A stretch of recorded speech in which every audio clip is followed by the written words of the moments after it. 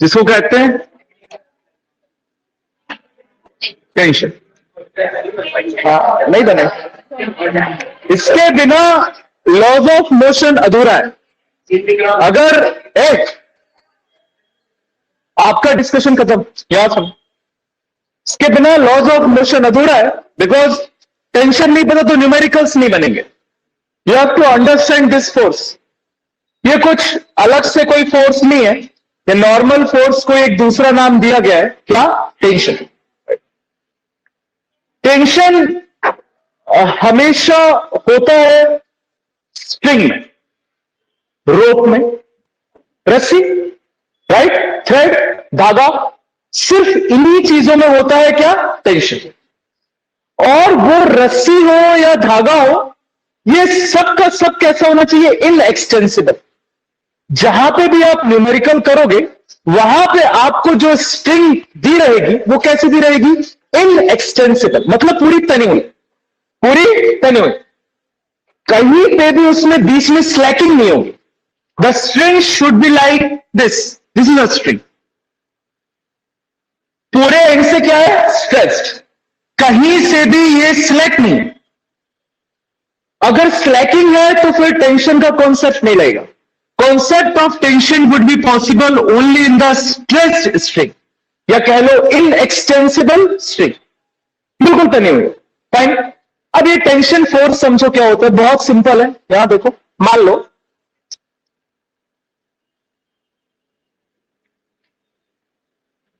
Now this is a box,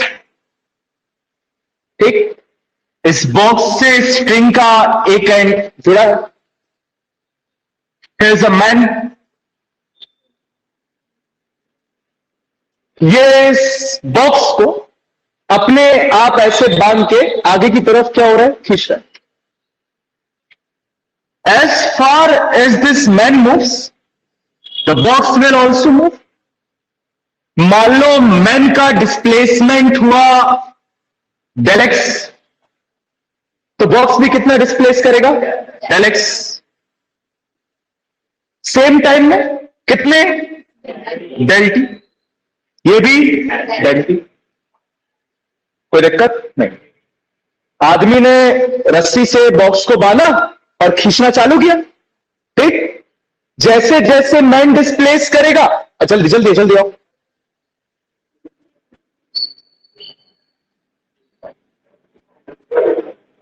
बहुत interesting concept है, इसलिए आज जल्दी शुरू कर दिया ना टाइम पे। 25 हुए, रोज 6:30 होती है।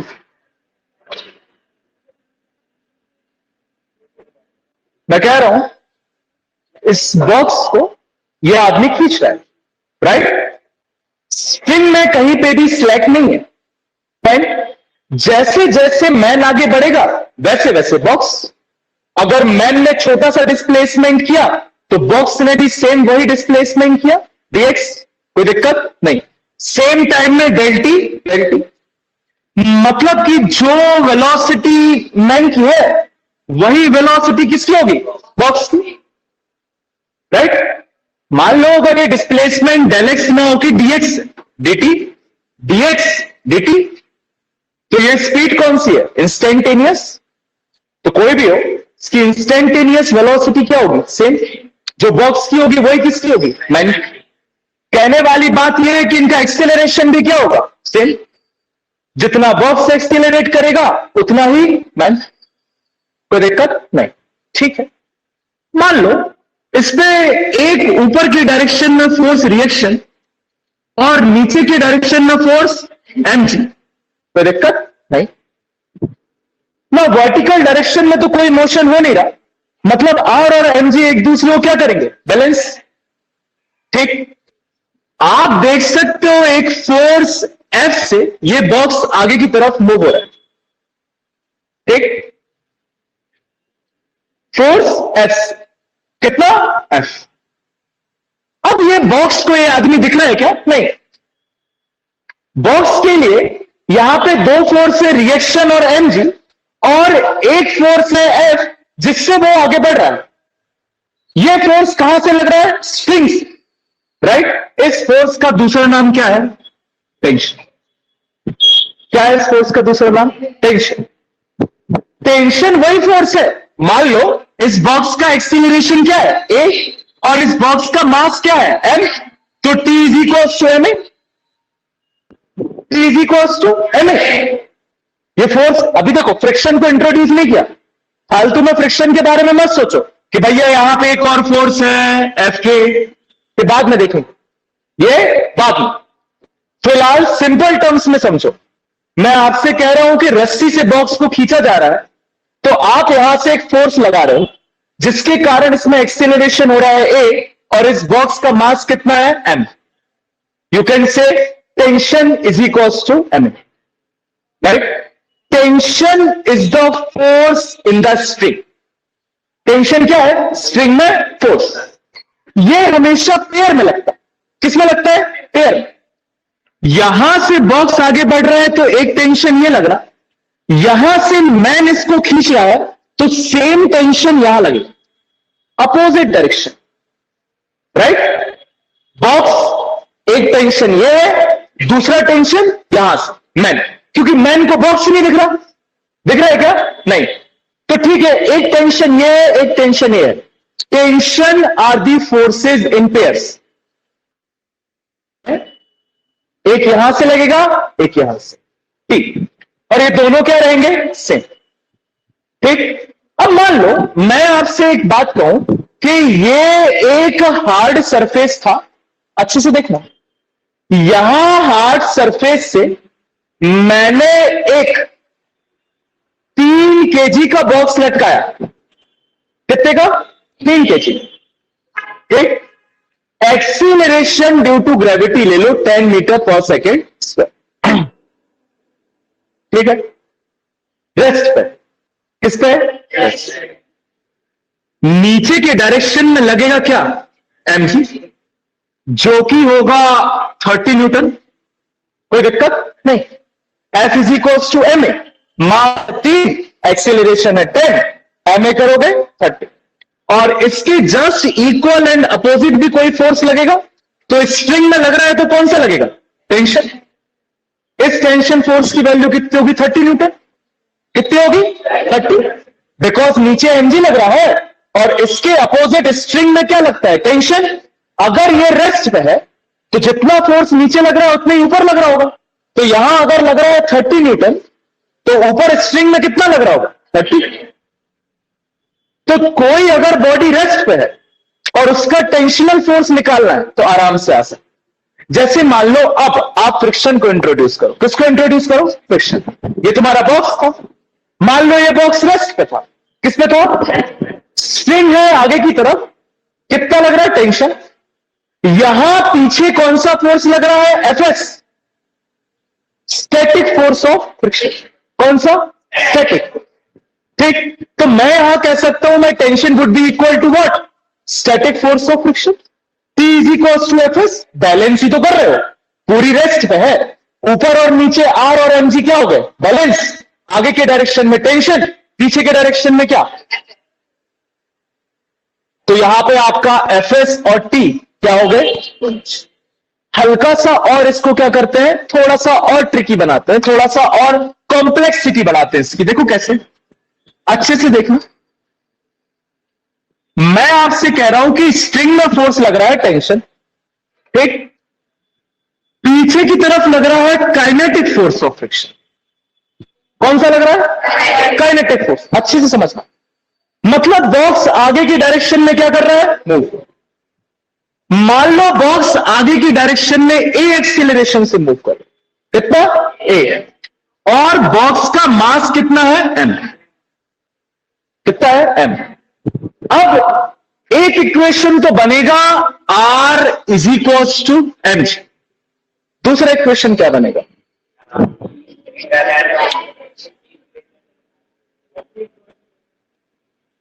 बहुत अच्छे से सुनना, मैंने आपसे क्या कहा कि ऊपर R, नीचे एम जी, काम खत्म। वर्टिकल डायरेक्शन के फोर्स क्या हो गए? इक्वल।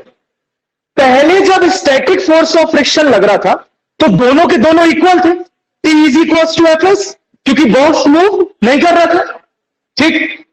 अब मैंने कहा बॉक्स आगे की तरफ मूव कर रहा है ए एक्सेलरेशन से, इसका मास क्या है एम।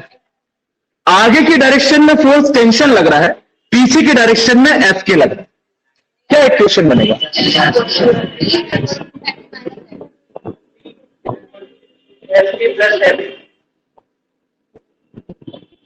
टी, एक मिनट, अनुराग बोल रहे T is equals to F K plus M A, मतलब T minus F K is equals to M. Excellent. हाँ, और कोई?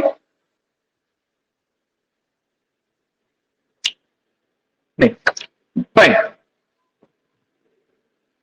आगे की डायरेक्शन में क्या लग रहा है? टी। पीछे की डायरेक्शन में क्या लग रहा है? एफ के।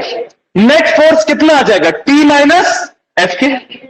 इक्वल नहीं है तुम, टी बड़ा है एफ के छोटा है कि नहीं? तो नेट फोर्स कितना हो जाएगा? टी माइनस एफ के।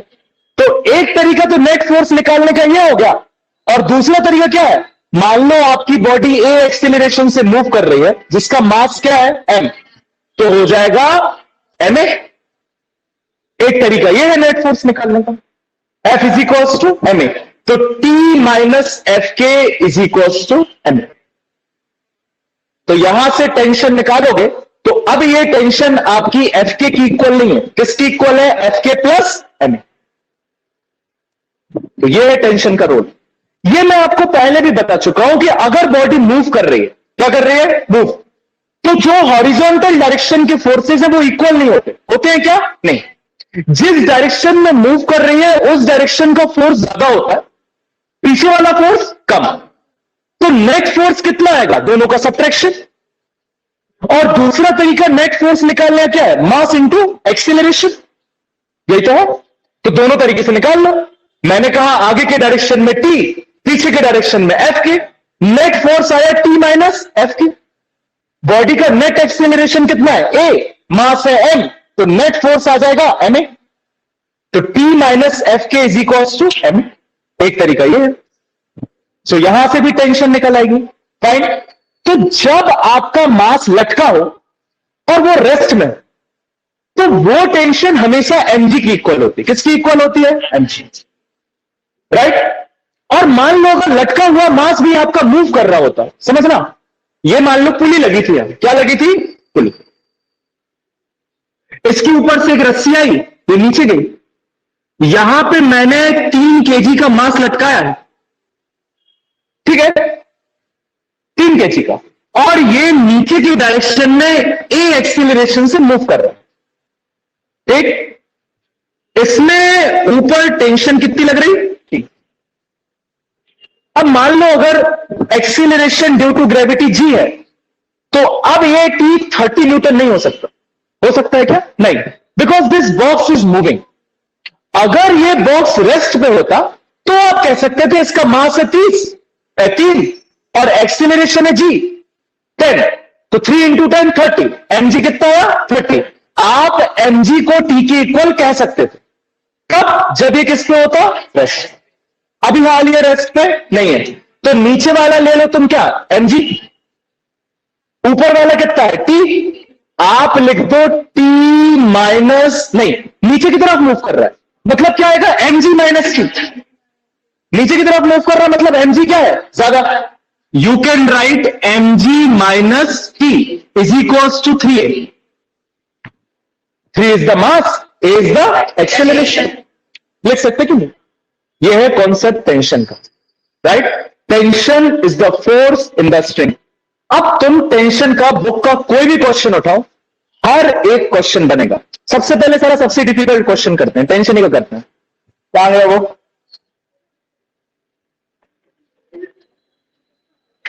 अब पहले टेंशन ही निकलेगा।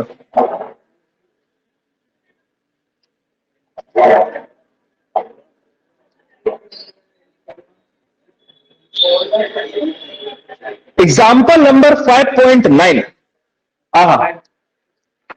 देखो, आप बिना सॉल्यूशन देखे आंसर निकाल सकते हो अगर आपका टेंशन और कॉन्सेप्ट क्लियर हुआ तो। Example number 5.9।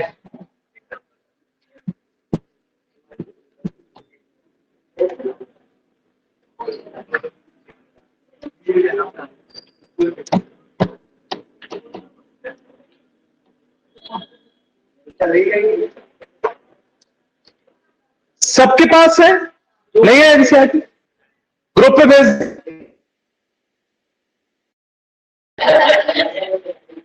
चलो ग्रुप पे भेज दो।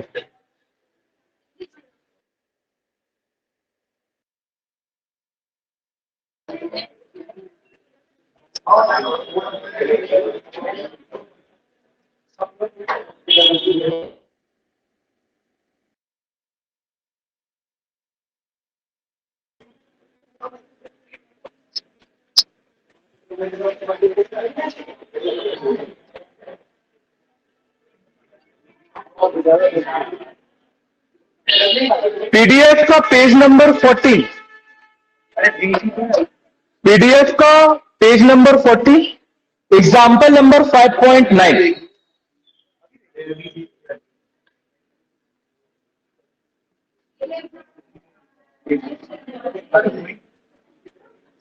पेज नंबर निकालो, बुला ले 25 से पहले ही।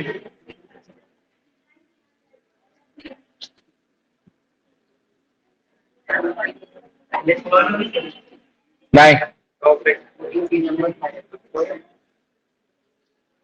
एक में डायमंड का कौन सा है? 5.9 में सर्टिफाइड हो।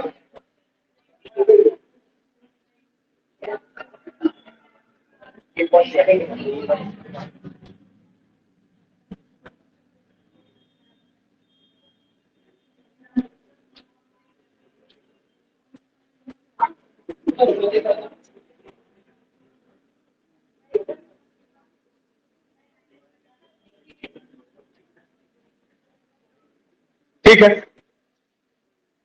कह रहे हैं what is the acceleration of the block and trolley system. मतलब ब्लॉक ये है, ट्रॉली ये है, इस पूरे सिस्टम का एक्सीलरेशन। पहली बात तो सेम होगा, मैंने आपको बताया आदमी का एक्सेलरेशन और बॉक्स का एक्सेलरेशन क्या होता है, सेम। तो कह रहा है कि ब्लॉक ट्रॉली, ये आपका ब्लॉक है, ये आपकी ट्रॉली है। इस सिस्टम का क्या निकालना है, ए। क्या निकालना है, ए। मतलब कि ये बॉक्स नीचे की डायरेक्शन में क्या कर रहा है, मूव, और ये ट्रॉली आगे की तरफ क्या कर रही है, मूव। कोई दिक्कत नहीं। तो क्या निकालना है, एक्सेलरेशन। पहला टर्म आपको फाइंड करना है, ए। ठीक।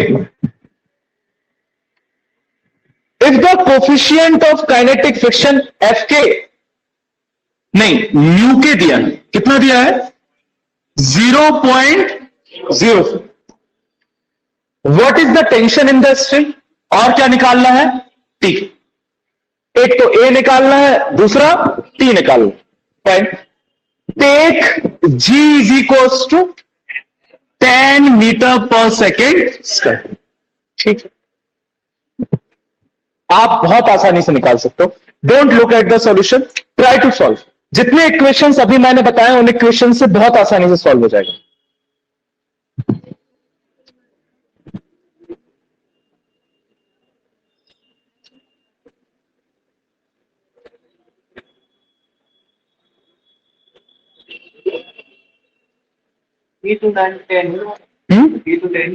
नहीं आएगा,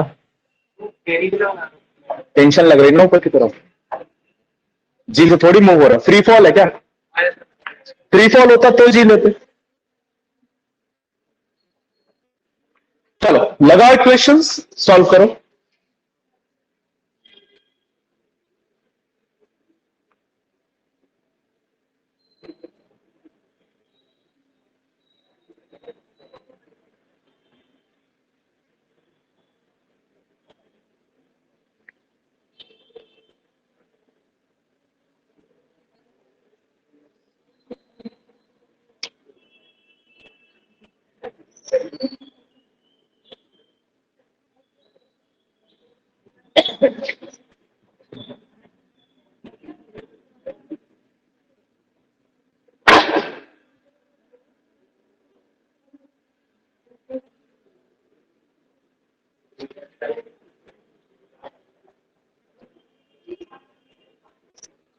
बिल्कुल बेसिक से लगाते जाओ।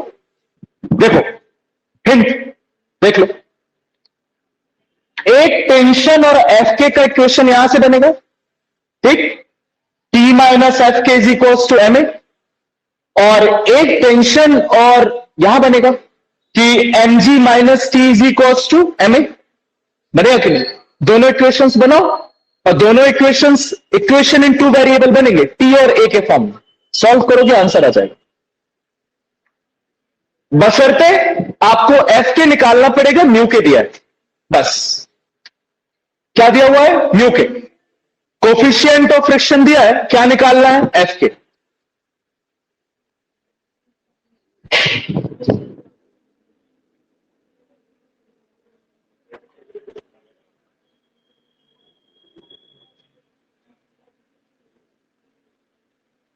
अच्छा क्वेश्चन।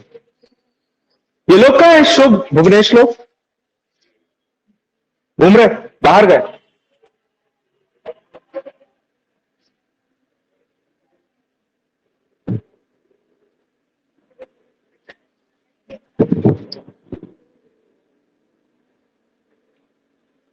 ना प्रोसीड कर रहे हो कि नहीं? नहीं कर पा रहे? चलो देखो, इधर देखो, कर रहे।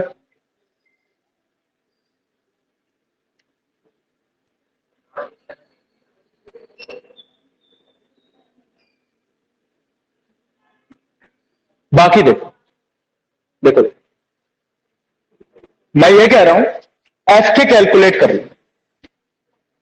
एफ के वुड बी म्यू के इंटू आर। कोई दिक्कत नहीं। म्यू के दिया है 0.04 दिया है ना। अरे फोर्स ऑफ फ्रिक्शन का फॉर्मूला होता है ना म्यू इंटू आर। आर क्या है? रिएक्शन। इसका रिएक्शन क्या होगा? एमजी की equal, because this is your R, this is your MG. R और एमजी तो सेम ही होंगे। तो अगर यहां पे आप रखोगे mg, तो g है 10 और m है 20, तो ये हो गया 200 इंटू 0.04, मतलब आ जाएगा कितना? 8। तो f के तो आ गया 8 न्यूटन। कोई दिक्कत नहीं। f के की वैल्यू 8 है। अब अच्छे से देखना, यहां पे आप लगाओ टेंशन वाला इक्वेशन। आगे की डायरेक्शन में कौन सा फोर्स है? टेंशन। पीछे के डायरेक्शन में क्या है? एफ के। आप लिख सकते हो बॉडी कहां मूव कर रही? आगे। कितने एक्सेलरेशन से? A. I can write T minus F K is equals to M A. कोई दिक्कत नहीं। टी माइनस एफ के निकाला है 8 is equals to M A. Mass है 20 और ए आपको कैलकुलेट करना है, तो 20 ए। Equation number 1। कोई दिक्कत नहीं। ठीक, इस बॉडी का mg नीचे के 30 Newton, because m is the mass that is 3 kg, g is the acceleration that is 10, this is 30। mg कितना होगा? 30। ऊपर के डायरेक्शन में क्या है? टेंशन। बॉडी कहां मूव कर रही? नीचे। तो क्या करोगे? mg minus t। तो इसका इक्वेशन हो जाएगा mg minus t is equals to M A. कोई दिक्कत नहीं। फाइन। mg कितना आया? 30 minus T is equals to M A. कितना है mass? 3। You can write 3a। Equation number, equation 1, equation 2, दो वेरिएबल में सॉल्व कर लो। तो दोनों इक्वेशंस को सब्ट्रैक्ट कर दो या ऐड कर दो, ऐड कर दो, तो टी से टी कैंसिल हो जाएगा, ए निकल आएगा। एडिंग इक्वेशन 1 एंड 2, तो टी यहां प्लस में है, टी यहां माइनस में है, तो कैंसिल होते हुए दिख रहा है। अरे लिख लो यार, ज्यादा टेंशन नहीं है। 30 minus T plus T minus 8, LHS add कर दिए, is equals to 20a plus T. RHS add कर दिए। टी से टी क्या हो गया? कैंसिल। और 30 माइनस 8 कितना आ गया? 22 इज इक्वल्स टू 23a। ए आ गया कितना? 22/23। ए कितना आ गया? 22/23। कोई दिक्कत नहीं। ए आ गया तो टी तो आ ही जाएगा। बेटा एक्सीलरेशन की वैल्यू 10 नहीं ली, जी की वैल्यू ली, एक्सीलरेशन ड्यू टू ग्रेविटी की वैल्यू। यहां पे गुड समझो, यहां पे बेटा दो एक्सीलरेशन है, एक तो बॉडी का mg जो कि नीचे की तरफ लग रहा है, राइट, तो ये mg है। क्या है ये? mg। ये हमेशा रहता है, इस बॉडी में भी है, इस बॉडी में भी। तो mg में g कितना होगा? 10। लेकिन अब बॉडी नीचे की तरफ g एक्सीलरेशन से मूव नहीं कर रही है, ए से कर रही है, ए से। mg तो इसका वेट है जो हमेशा डाउनवर्ड रहता है, ऊपर के डायरेक्शन में क्या है? t। अगर ये बॉक्स रेस्ट पे होता तो t is equal to mg आता, दोनों फोर्सेस क्या होते? इक्वल। लेकिन नहीं, बॉक्स नीचे की तरफ क्या करता है? मूव। मतलब mg ज्यादा है, t छोटा है, यही तो बात है। mg ज्यादा है, t छोटा, तो नेट फोर्स कितना आएगा? mg minus t। तो एक तरीका नेट फोर्स निकालने का यह है, मान लो आपका a एक्सीलरेशन से मूव कर रहा है, कितने? a, जिसका वेट क्या है? 3। तो मास इंटू एक्सेलरेशन करके भी तो क्या निकाला जा सकता है? वेट। तो हो जाएगा ma नेट फोर्स। तो नेट फोर्स एक तो दोनों फोर्सेस को माइनस करके निकाला, और एक हमने न्यूटन्स के सेकंड लॉ से निकाला, ma से, और दोनों फोर्सेस को क्या किया? इक्वल। तो g अलग है, a अलग है। बॉडी फ्री फॉल करती तो g से मूव करती, यहां फ्री फॉल कर रही है क्या? नहीं, नहीं करती। तो आप वेट तो लोगे mg, लेकिन एक्सेलरेशन क्या लोगे? a। तो वही कॉन्सेप्ट, ठीक। यहां तो सीधा लग जाता है क्योंकि वर्टिकल लग रहा है, तो कोई दिक्कत नहीं, सॉरी हॉरिजॉन्टल। वर्टिकल में ये चीज ध्यान रखना, अगर फ्री फॉल नहीं कर रही है तो एक्सेलरेशन g नहीं होगा, क्या होगा? a। और वेट के लिए क्या लोगे? mg। कर लो note, this is a very good question.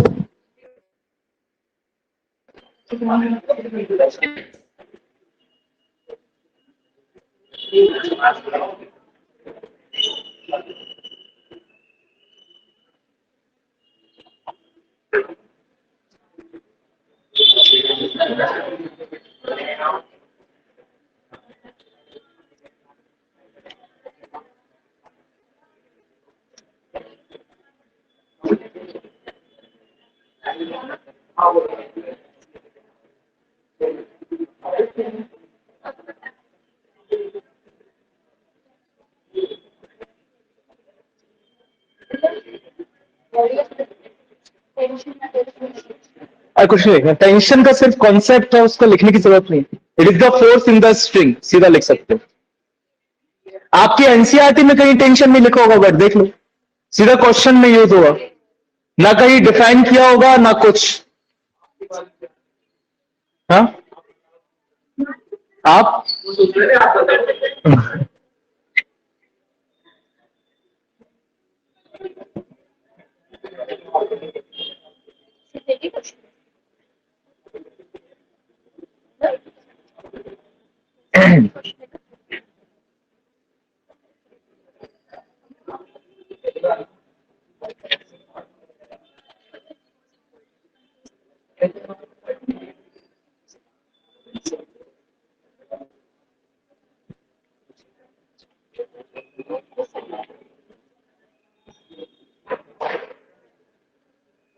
हो गया, ठीक है।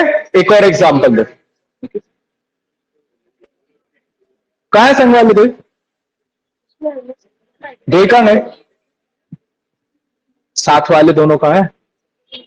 नहीं पता, तुम्हारे साथ नहीं आते वो?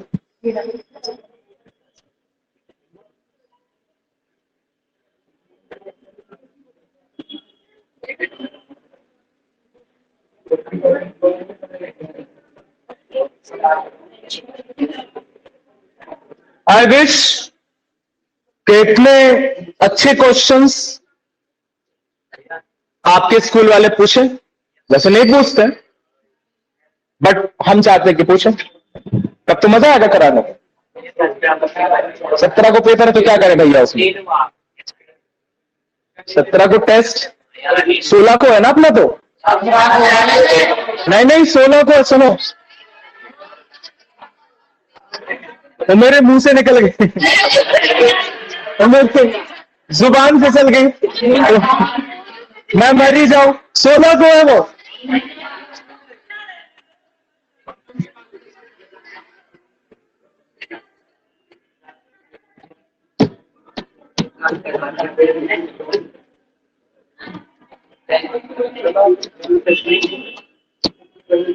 एक और बहुत ही सेक्स मतलब अच्छा क्वेश्चन है। 5.6 सॉरी।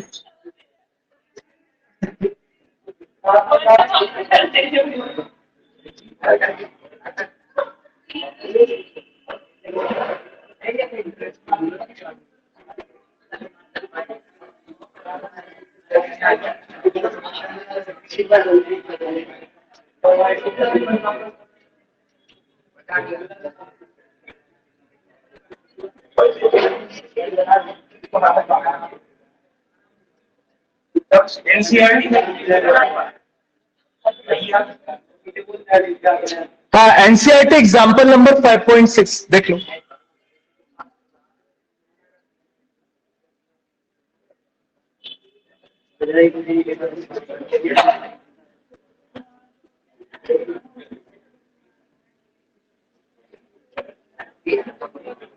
एग्जाम्पल नंबर 5.6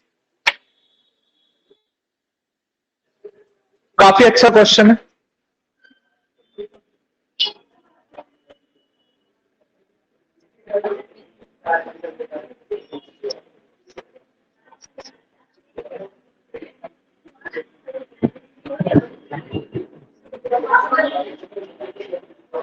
कल आपको मैं फॉर्मूला बेस्ड क्वेश्चंस कराऊंगा। जो अपन ने इतने सारे चैप्टर्स में फॉर्मूलेस पढ़े ना, वो ये कॉन्सेप्चुअल क्वेश्चंस हैं, ये अच्छे क्वेश्चंस कहलाते हैं।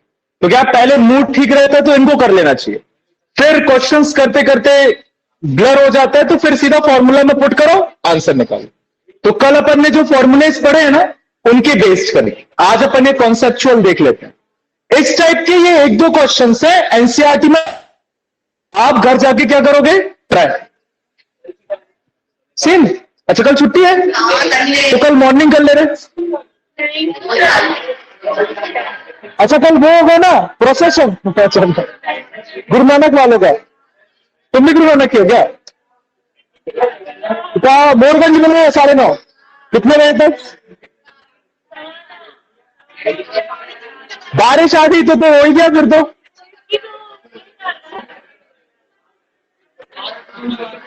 चलो शाम को, बस शाम को ज्यादा होगा तो 3:30 to 4:30 लगा लेंगे, ठीक है? देखो, a mass of 6 question, a mass of 6 kg, कितने केजी का है?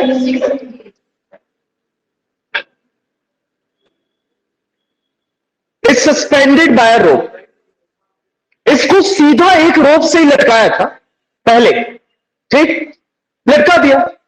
फिर इन लोगों ने बीच में एक कलाकारी की, ऐसा ये 6 केजी का मास सीधा लटका था, उन्होंने यहां सेंटर से रोप को पकड़ा और इस साइड खींच दिया, ठीक।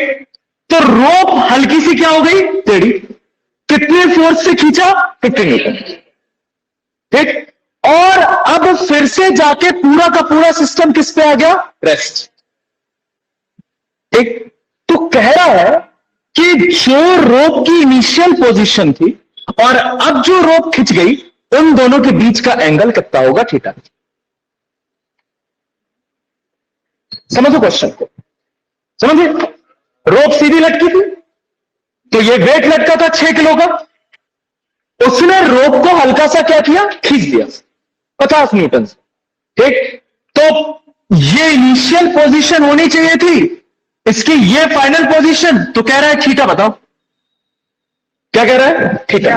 दोनों के बीच का एंगल बताना है कितना होगा, यही थीटा पूछ रहा, हाँ ये थीटा पूछ रहा है, right. You have to find this theta. तो अब देखो, एक टेंशन तो ये है T1 और दूसरी टेंशन ये है। अब ये टेंशंस इक्वल इसीलिए नहीं है क्योंकि स्ट्रिंग एक नहीं है। स्ट्रिंग कितनी है, 2। देखो ना, बीच से फोर्स डिवाइड हो गया, तो ये टेंशन कुछ और होगी, ये टेंशन कुछ और, कोई दिक्कत नहीं। हाउएवर इसी रोप में दो T1 होंगी, एक ऊपर से नीचे की तरफ, एक नीचे से ऊपर, और इस रोप में दो T2 होंगी, एक नीचे से ऊपर की तरफ, एक ऊपर से, क्योंकि tension are the forces in pair. तो एक रोप में दो टेंशंस होती है, इक्वल एंड अपोजिट। तो जो डायरेक्शन तुम्हें यूज करना वो कर सकते हो, कोई दिक्कत नहीं। एक, अगर ये पूरा सिस्टम रेस्ट पे है, अगर ये पूरा सिस्टम किस पे रेस्ट पे, तो बताओ कि T2 की वैल्यू कितनी होगी? What is the value of T2? 60 Newton, सबके सब 60। अगर G की वैल्यू 10 ले रहे हो, जो कि लेनी है, तो mg हो जाएगा कितना? 60। कितना हो जाएगा? 60। और अगर रेस्ट पे है तो mg is equal to T आता है, बोला था। तो T2 कितना निकल के आ गया? कोई दिक्कत नहीं। ये T2 60 है तो ये T2 भी कितना होगा? कोई दिक्कत? फाइन। T1 नहीं निकाल सकते, T1 को निकालने का लफड़ा है, साला आ टेढ़ा है, और इसके अपोजिट में कौन सा फोर्स है नहीं पता। तो कोई बात नहीं, excellent, we will use the components. क्या यूज करेंगे? T1 के दो कंपोनेंट हो सकते हैं। थीटा से लगा हुआ कंपोनेंट क्या होगा अर्चिता? थीटा से लगा हुआ कंपोनेंट क्या होगा? कॉस। तो ये कंपोनेंट होगा T1 कॉस थीटा, और थीटा के परपेंडिकुलर वाला कंपोनेंट ये T1 साइन थीटा। कोई दिक्कत?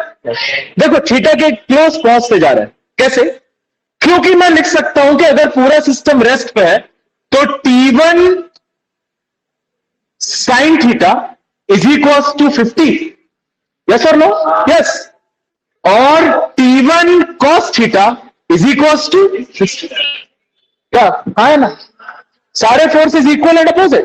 तो T1 कॉस थीटा आएगा 60 के इक्वल, और T1 साइन थीटा आएगा 50 के, राइट? दोनों को डिवाइड कर, तो T1 से T1 sine by cos, tan theta is equal to 50 बटे, आ गया थीटा। Theta is equal to tan inverse 5/6। चलो कर लो, लिख लो इसको। Theta is equals to tan inverse 5/6। Components. देखो ये क्वेश्चंस अच्छे होते हैं, लेकिन ये पूछे नहीं जाते, मतलब केवी मोस्ट प्रोबेबली कभी कभी पूछ लो। एक और बार समझा दे। देखो या देखो ऊपर के डायरेक्शन में, देखो T1 को ऐसा बनाओ चाहे ऐसा बनाओ, कोई दिक्कत तो नहीं। ये एक वेक्टर है, इसके दो कंपोनेंट्स होंगे, एक ये होगा और एक ये। थीटा से लगा हुआ कंपोनेंट T1 cos थीटा और परपेंडिकुलर वाला T1 sin थीटा। अगर बॉडी रेस्ट पे है तो नीचे के डायरेक्शन 60 न्यूटन का है, ऊपर के डायरेक्शन में T1 cos थीटा है, तो T1 cos थीटा और 60 इक्वल होंगे। ठीक। Similarly vertical forces T1 sin theta और 50 क्या होंगे? Equal and opposite. तभी तो बॉडी रेस्ट पे है, राइट? तो मैंने वही लिखा, T1 sin theta is equal to 60 और T1 cos theta is equal to जो भी है 50-60। दोनों को डिवाइड कर दो, दोनों इक्वेशंस को क्या कर दो? डिवाइड। T1 से T1 sin बाय cos और 50/60 5/6। तो tan theta is equal to 5/6, theta is equal to tan inverse.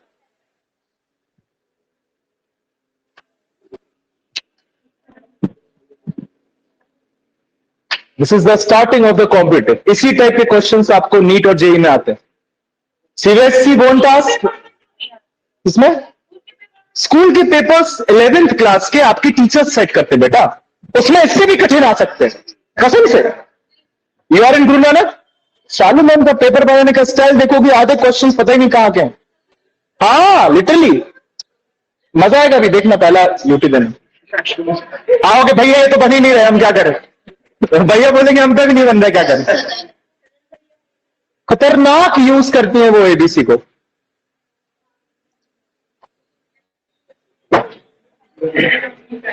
But just don't worry, तुम्हारे सर सबसे बढ़िया है सोमचंद सर पेपर देने के मामले में। वो रिड्यूस सिलेबस देते हैं। इस बार बताए हाँ वही देते हैं इस बार नहीं तो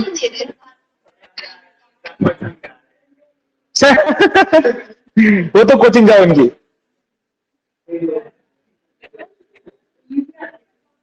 हाँ ठीक देती है वो उतना नहीं टफ देती। गानू मैम सही देती है।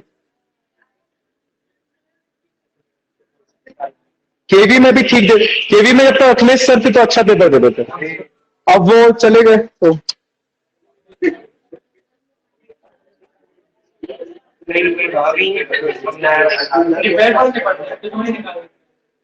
एक और बहुत अच्छा क्वेश्चन क्वेश्चन नंबर 5.2 पढ़ो 2।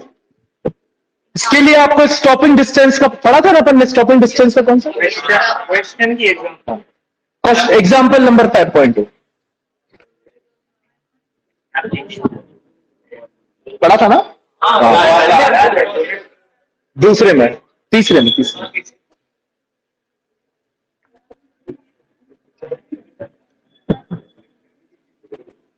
हम फॉर्मूला दे रहे हैं। इसका होता है S is equals to minus U square upon 2a। आपको मोस्ट टू मोस्ट ये हिंट दे सकते हैं अगर आप भूल गए तो। स्टॉपिंग डिस्टेंस का फॉर्मूला ये होता है। बहुत अच्छा क्वेश्चन है क्वेश्चन नंबर 2 एग्जाम्पल नंबर 5.2।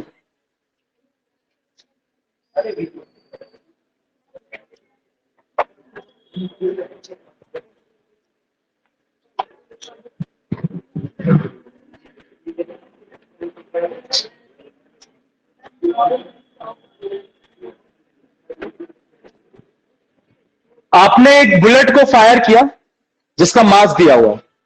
मान लो यहां पे एक लकड़ी का टुकड़ा टंगा है उसमें फायर किया। वो बुलेट की इनिशियल स्पीड थी 90 मीटर पर सेकेंड यू। वो बुलेट जाके उसमें घुसी। कितना डिस्टेंस ट्रेवल किया उस लकड़ी के टुकड़े के अंदर 60 मीटर 60 सेंटीमीटर।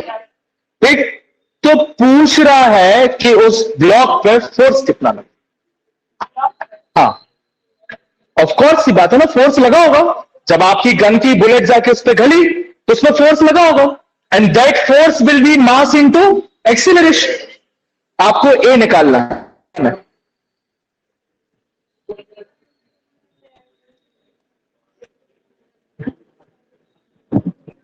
कह रहा है what is the force exerted by the block on the bullet। तो बुलेट पे फोर्स निकालना है। कितना 2270 नहीं सेंटीमीटर को है ना। हाँ हाँ ठीक है 270।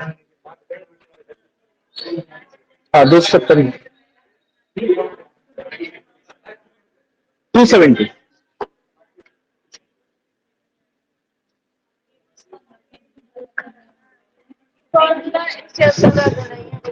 हाँ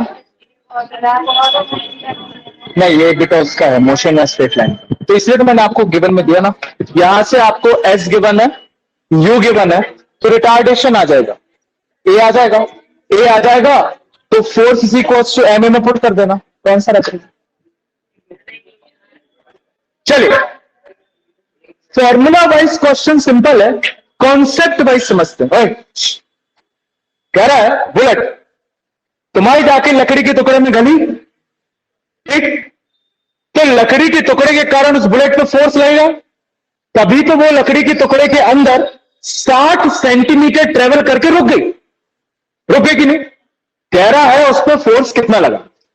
ठीक मतलब 90 मीटर पर सेकेंड से मूव करने वाली बुलेट अगर रुक गई तो उसमें रिटार्डेशन हुआ है। क्या हुआ retardation. You have to calculate that retardation या कह लो नेगेटिव एक्सीलरेशन। अगर वो ए कैलकुलेट कर लिया तो आपको बुलेट का मास पता है कितना है 0.04 kg और फोर्स क्या होता है mass into acceleration. You can calculate F is equal to M A. Right, yes और नो? यस। हमारा कैलकुलेशन है कि स्टॉपिंग डिस्टेंस का फॉर्मूला होता है minus U square upon 2a। तो मैंने पढ़ाया है स्टॉपिंग डिस्टेंस का, ठीक है। ये निकलता कहां से? वो U square minus V square is equal to 2a से ना, वहीं से तो निकलता है। हाँ वही निकल V square minus U square 2s।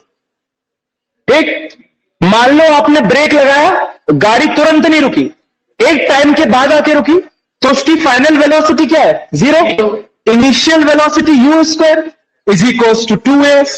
तो ब्रेक लगाने के बाद कितना डिस्टेंस ट्रेवल किया? s इज इक्वल टू आ जाएगा minus U square upon 2।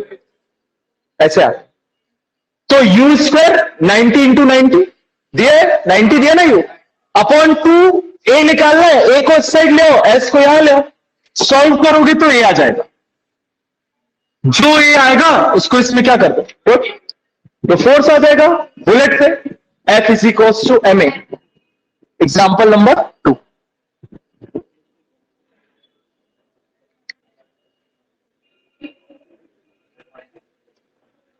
Avneesh शिया का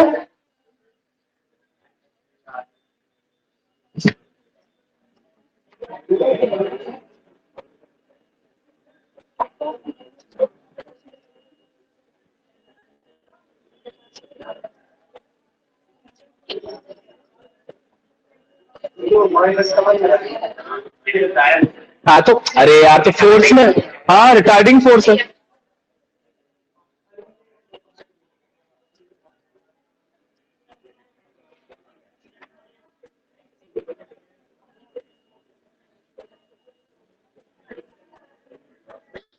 बिना सॉल्यूशन देखे एग्जाम्पल बिना सॉल्यूशन देखे एग्जाम्पल नंबर 5.4 करने की कोशिश करो। जो अभी तुमने समझा अली था उसी से होगा वो चेंज इन मोमेंटम। हाँ नहीं, क्यों? अरे तो जी देख लो ना। जी देख लो ना यार, रोल लगता ना तो रखना, ऐसे रख लो यार। Example number 5.4,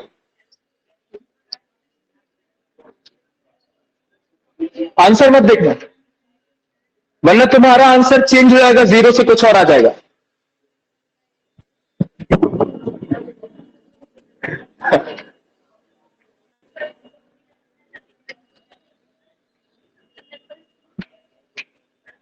impulse momentum theorem से सॉल्व होगा। You have to find the impulse with the help of momentum. निकाल।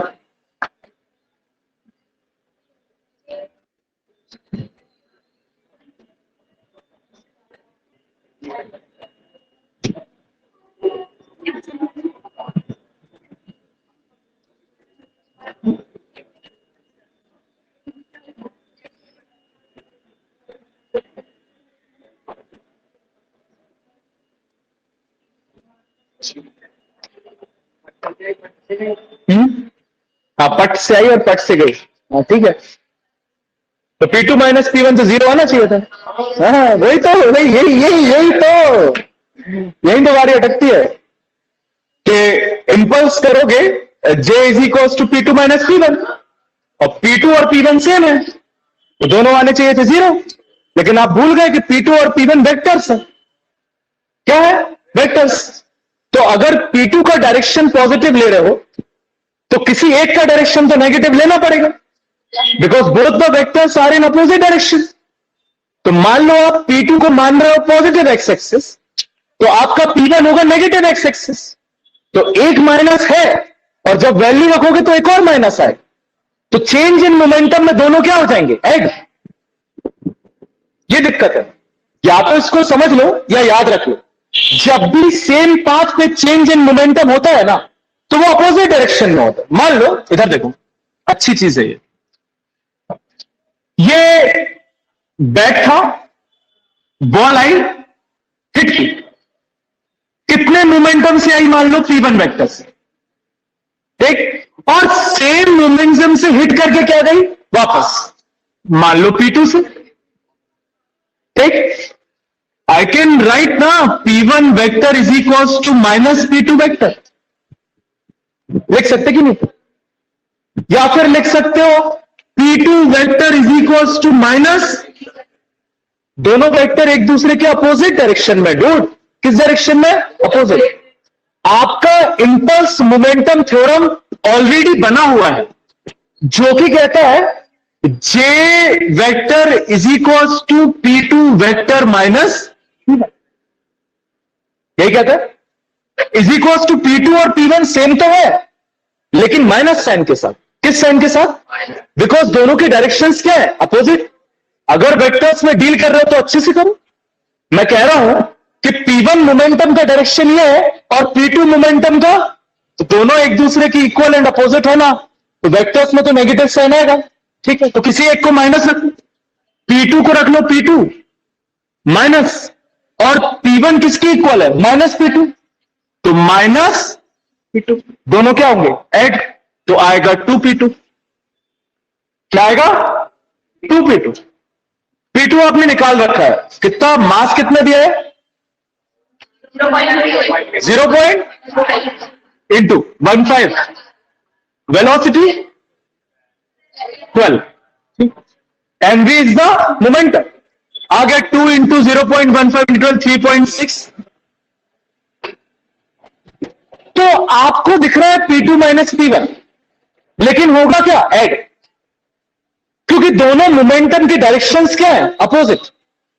अगर दोनों मोमेंटम की डायरेक्शन अपोजिट है तो ऑफ कोर्स ये बात है एक माइनस साइन पहले से है, एक और माइनस साइन आएगा, तो क्या होगा, ऐड होगा ऐसे।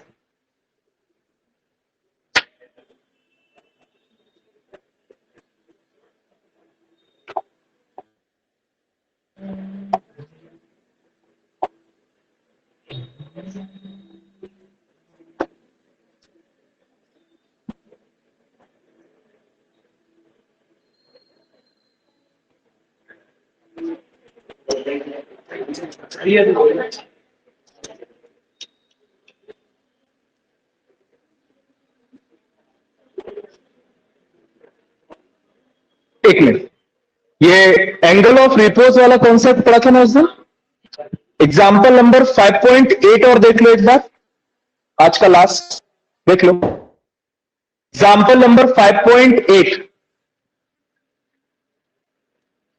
अच्छा एक बात ध्यान रखना, मोशन इन अ प्लेन में जितने क्वेश्चंस अपन ने रिलेटिव वेलोसिटी वाले किए थे वो सब कोर्स से हट गए। आपने जो motion in a straight line में रिलेटिव वेलोसिटी पढ़ा था वो भी कोर्स से हट गया, हाँ वो रिड्यूस सिलेबस में। अपन ने मोशन प्लेन में मैक्सिमम क्वेश्चंस रिलेटिव वेलोसिटी के किए हैं, वो सब के सब हट गए। अब आपकी मर्जी, आपको करना हो करो, नहीं करना हो। They all are in the reduce syllabus. हाँ बोर्ड, हाँ बोट वाले और रेनफॉल वाले और मंकी वाला, वो सब पूरा मेरे पास ये है, ग्रुप पे डाल दे रहा है, एनसीईआरटी का जो रिडक्शन है।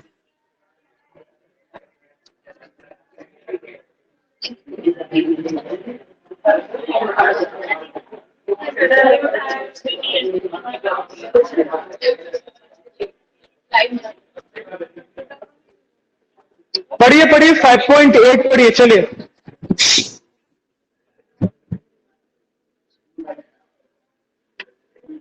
कह रहा है what is the coefficient of static friction between the block and the surface.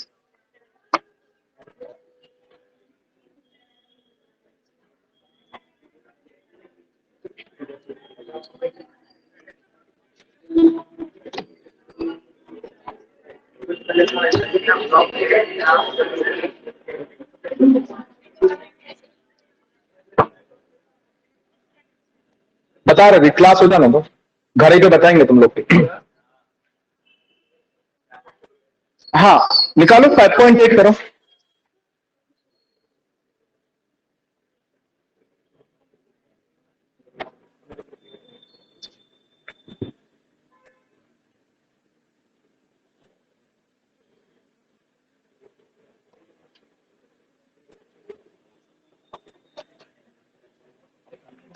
Simple सा क्वेश्चन है, सीधा अपना कॉन्सेप्ट लगाओ, आप आंसर मत देखो उन्होंने कैसे निकाला है, आपका आ जाएगा।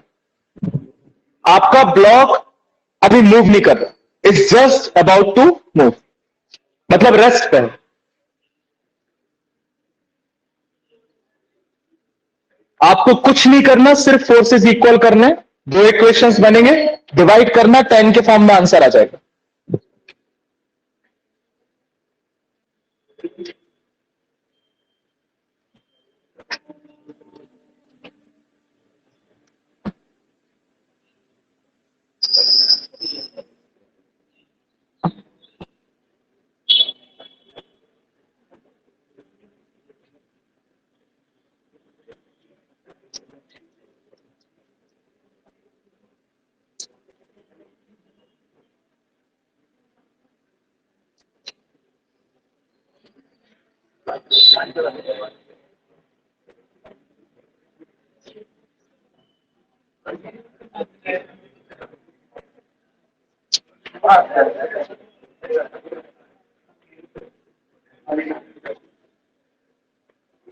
ये डायग्राम ऑलरेडी आप एंगल ऑफ रिपोर्ट्स के कॉन्सेप्ट में देख चुके हो।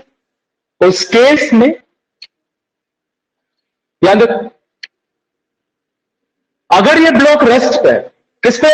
रेस्ट पे।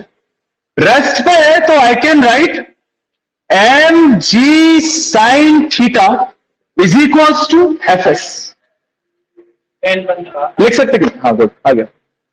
और M G cos theta is equals to R, लिख सकते कि? जितने भी फोर्सेस हैं इक्वल और अपोजिट, वो क्या होंगे? सेम। कोई दिक्कत तो नहीं? मैंने एमजी को दो में रिजोल्व किया, MG cos MG sine, MG sine F S की इक्वल एमजी कॉस आर के। एफ एस को क्या लिख सकते हो? Mu S into R. कोई दिक्कत नहीं? Force of friction is equals to क्या होता है? Coefficient of friction into normal reaction. दोनों को क्या कर दो? राइट? आर से आर क्या हो गया? एमजी से एमजी क्या हो गया? Sine by cos is equals to theta कितना दिया? आ गया mu S is equals to 1050। हाँ सीधा फॉर्मूला, हाँ ठीक है ठीक है, डायरेक्ट फॉर्मूले में पुट कर लो, इसी दिन के लिए निकाला था। डायरेक्ट फॉर्मूले से कर लो, वैसे भी आ जाए।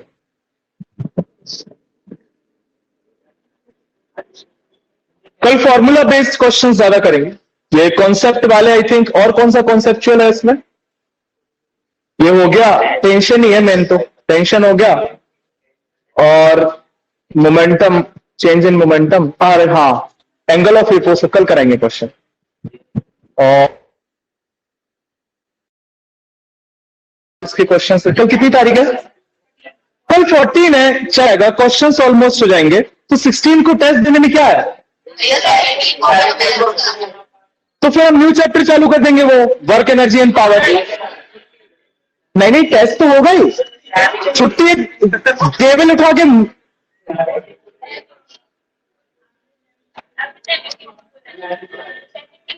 और 17 को ले लेंगे, लेकिन अपन वो शुरू कर लेंगे क्या? Work energy and power. तो यार केवी में कौन है?